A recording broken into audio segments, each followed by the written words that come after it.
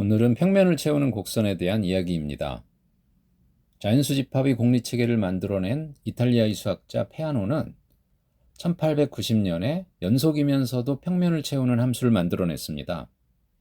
닫힌 구간 0, 1에서 정의된 연속인 함수로서 정사각형을 완전히 채우고도 남는 함수를 만들어냈는데요. 자, 정말로 그런 일이 가능하기는 한 것인지 페아노의 창조적인 생각을 따라가 보도록 하겠습니다. 그런데 사실 페아노가 처음 만들어낸 함수는 너무나 해석학적인 데다가 어려워서 쉽게 이해하기에는 힘든 점이 많습니다. 오늘 영상에서는 페아노 이후에 힐베르트와 같은 수학자들이 기하학적인 방식으로 이를 해설한 방법을 가져와서 설명해 보도록 하겠습니다. 아마도 여러분들은 오늘의 영상을 보고 도대체 차원이란 무엇인지 근본적인 회의를 느낄 수도 있습니다. 폭이 없는 선으로 폭이 있는 평면을 채워나간다는 페아노의 생각은 대담하면서도 어려운 작업입니다. 넓이가 없는 선분으로 넓이가 있는 평면을 채워나가는 작업은 우리 직관에, 더구나 그리스 시대 이래의 직관으로부터 보았을 때에도 매우 반직관적인 작업이기 때문입니다. 따라서 한두 번의 과정으로 쉽게 평면을 채울 수는 없습니다. 실제로 무한번의 조작이 필요한 작업입니다. 하지만 어렵게만 생각할 건 없습니다. 창의적 생각으로 방향을 잡아서 일정한 규칙을 만들고 그것을 반복하면 됩니다. 나머지는 무한의 마법이 알아서 해결해 줍니다. 만드는 방법의 요점은 한마디로 하자면 꺾어진 선분들을 통해서 평면을 골고루 돌아다니는 함수를 만들고 다음 단계로는 평면을 더욱 골고루 돌아다니는 함수를 만들고 그렇게 한없이 계속해보자입니다. 힐베르트의 설명을 들어보시죠. 우선 정사각형을 4등분합니다. 그 안에 디귿자를 세워놓은 듯한 다음과 같은 기본 도형을 만듭니다. 그 다음에는 말이죠. 선분 0, 1을 4등분하여 각각의 등분된 부분이 정사각형을 4등분한 영역에 존재하는 디귿자 모양의 기본 도형의 각 부분에 대응되게끔 함수를 만듭니다. 단순하게 말하자면 선분을 4등분하여 각 부분을 고무줄처럼 일정하게 늘리거나 또는 줄이거나 또는 구부려서 기본 도형의 각 부분에 차례대로 갖다 붙이는 것입니다. 그런데 이때 의 기본 도형에 편의상 표시한 점에서부터 시작하여 화살표 부분에서 끝나도록 차례로 붙일 수 있겠죠.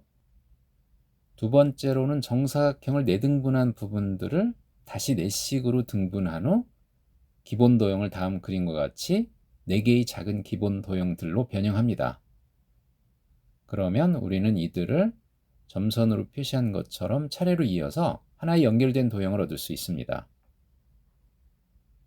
그런 다음에 4등분하였던 선분을 다시 4식으로 등분합니다. 그러면 모두 16등분이 되겠죠? 이렇게 각각 4식으로 등분한 토막 선분들과 조그마한 4개의 디귿자를 연결하여 만들어진 도형의 각 부분들을 처음과 같은 방법으로 차례차례 대응시킵니다. 그러면 선분 0, 1과 하나로 이어진 전체 도형 사이에 1대1 대응이 만들어집니다. 그러면 사실상 이제부터 우리가 할 일은 새로운 게 없습니다. 단지 반복입니다. 즉 작은 기본 도형들에 대해서 또다시 더 작은 4개의 기본 도형을 만드는, 그리고 이들을 잇고 선분 0, 1의 각 등분된 부분과 대응을 만드는 작업을 되풀이하는 것입니다. 이해되시나요? 이제 이와 같은 작업들이 뜻하는 바를 생각해 봅니다. 정사각형 안에 존재하는 점의 좌표들을 이진법으로 이용하여 표현해 보았을 때 처음 정사각형을 4등분한다는 것은 다음과 같은 뜻입니다. 즉 정사각형 안에 존재하는 점들을 0.0, 0.0, 0.0, 0.1, 0.1, 0.0, 0.1, 0.1과 같이 4부류로 나누는 것입니다. 다시 말해서 이진법으로 표현하였을 때 소수점 아래 첫째 자리가 0이냐 1이냐에 따라 구분해 본다는 뜻이죠. 한편 선분 0, 1을 4등분한다는 것은 역시 이진법으로 표현하였을 때 선분에 속하는 점들을 0.00, 0.01, 0.10, 0.11과 같이 이진법으로 처음 두 자리에 따라 구분해 본다는 것입니다. 그리고 함수를 만든다는 것은 기본 도형이라는 수단을 이용하여 이들 네 부류들을 순서대로 대응시킨다는 뜻을 갖습니다. 이제 두 번째의 단계를 생각해 봅니다.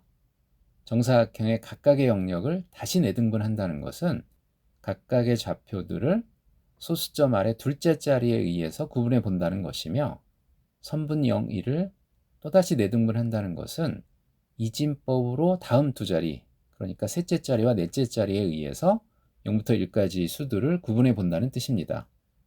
그리고 함수를 만든다는 것은 이렇게 만들어진 16개의 영역과 16개의 작은 선분들 사이의 대응관계를 만든다는 것이고요. 그런데 이때 주목해야 될 사실이 있습니다. 두 번째의 과정에서 만들어진 함수는 첫 번째 과정으로 만들어진 함수를 배반하지 않는다는 것입니다. 즉, 두 번째의 과정에서 만들어진 함수는 처음 과정에서의 함수가 0.00인 수들을 0.0, 0.0 등에 대응시킨다는 사실을 변화시키지 않습니다. 두 번째의 함수는 소수점 이하 다음 두 자릿수를 세분하여 첫 번째의 함수가 대응시켰던 영역 안의 또다시 세분된 영역으로 대응시키고 있을 뿐, 그 영역을 벗어난 다른 영역으로 대응시키고 있는 것이 아닙니다. 따라서 우리는 동일한 작업의 반복이 뜻하는 바를 명확히 알 수 있게 되었습니다. 즉, 동일한 작업의 반복이란 이진법으로 표현된 선분 0, 1의 각 수들을 소수점 이하 두 자릿씩으로 끊어 그에 대응되는 역시 이진법으로 표현된 점의 각 좌표의 소수점 이하 자릿수들을 차례로 정해 나간다는 뜻을 갖고 있는 것입니다. 함수를 만드는 과정이 잘 이해되셨나요? 이렇게 만들어진 함수에 대해서 두 가지 성질을 이야기할 수 있습니다. 한 가지는 이렇게 만들어진 페아노의 함수는 놀랍게도 연속인 함수라는 점입니다. 우리는 1차원적인 선분을 연속적으로 한없이 늘려나가는 과정을 통해서 2차원적인 정사각형을 완벽히 채울 수 있었습니다. 페아노는 선분의 본질적인 특성은 유지시킨 채 한없이 길게 잡아 늘리는 과정을 만들어내고 그를 통해서 평면을 빠진 곳 없이 채웠습니다. 다른 한 가지는 페아노의 함수는 1대1 대응이 아니라는 점입니다. 논리적으로 보면 다행스러운 일일 수도 있고 보는 관점에 따라서는 그렇지 않은 상황일 수도 있습니다. 선분 위에 서로 다른 점이 평면 위에 같은 점을 가리키는 일이 벌어집니다. 그렇지만 평면은 완벽히 채워집니다. 아마도 이로부터 어떤 사람들은 평면 위의 점보다 직선 위의 점이 더 많다라고 주장할지도 모르겠네요. 조금 더 페아노 곡선을 잘 이해해 보기 위해서 몇 가지 예를 들어보겠습니다. 우선 선분 위의 점 3분의 2가 정사각형의 어느 점에 대응하는지를 살펴보겠습니다. 먼저 3분의 2를 이진법으로 표현합니다.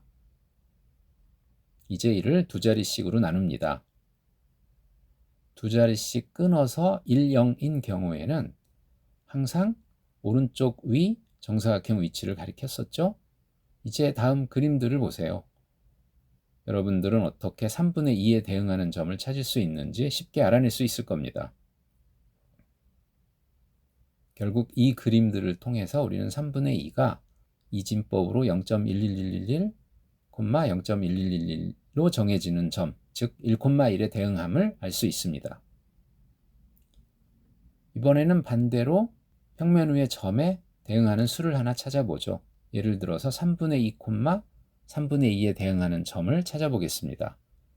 역시 이진법으로 표현하면 이와 같이 되며 이를 그림을 통해 살펴봅니다. 사각형을 나누어 가면서 그 위치에 해당하는 이진법의 수 두 자리씩을 찾아내기만 하면 됩니다. 따라서 0.10, 00, 10, 00 이 한없이 나오는 무한소수가 얻어지고 15분의 8이네요. 15분의 8이 3분의 2, 3분의 2에 대응한다고 할 수 있습니다.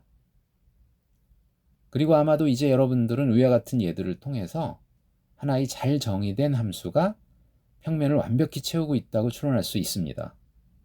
이렇게 1차원적인 선분을 이용해서 2차원의 평면을 완벽히 채웠습니다. 도대체 차원이란 성질은 어디에서 나오는 것인지 정말 궁금하지 않나요? 1차원과 2차원은 서로 어떻게 구분할 수 있는 걸까요? 좋은 생각의 소재가 되기를 바랍니다.